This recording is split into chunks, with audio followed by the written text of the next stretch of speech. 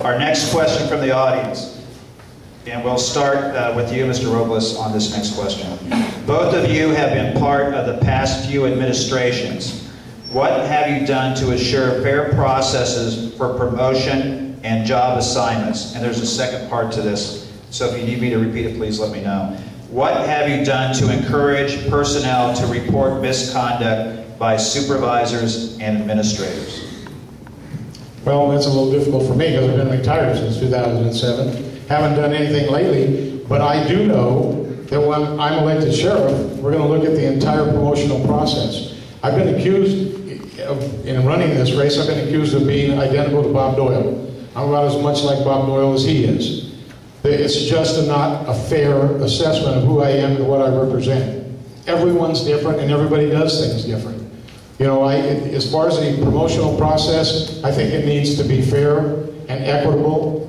And I think we promote people not just because of their race or their gender, but because they're actually qualified. I'm hearing rumors from the department. That's not what's happening right now.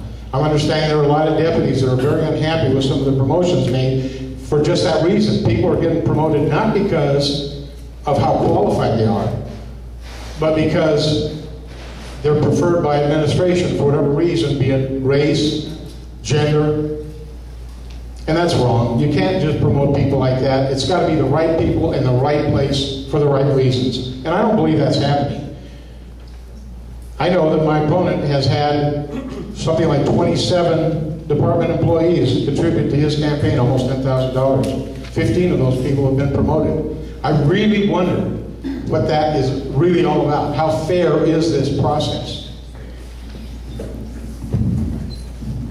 Well, I'll underscore also that people should be promoted on merit. And I'll also underscore that our department, like any law enforcement agency, needs to be reflective of the communities it serves. And it's no secret that law enforcement has been largely an all-white male bastion for many, many years. We made great strides in the last couple of years on ethnic diversity and great strides on gender diversity, and I'm very proud of that, and the department's very proud of it. Now, merit-based promotions are critical.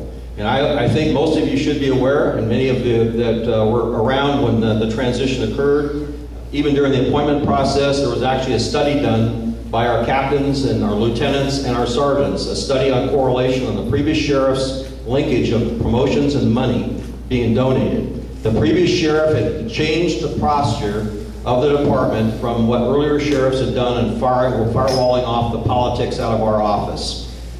We brought that back as soon as I took office. The promotions are largely held and done by folks below me. There's very few, except for senior promotions, that I actively touch. It's a collective set of eyes, and that's a great checks and balances, ladies and gentlemen, on any system, the light of day coming in. There are folks that have donated to my campaign. It is a tiny, tiny fraction of all the money that I've been able to raise from broad-based community support all across this county.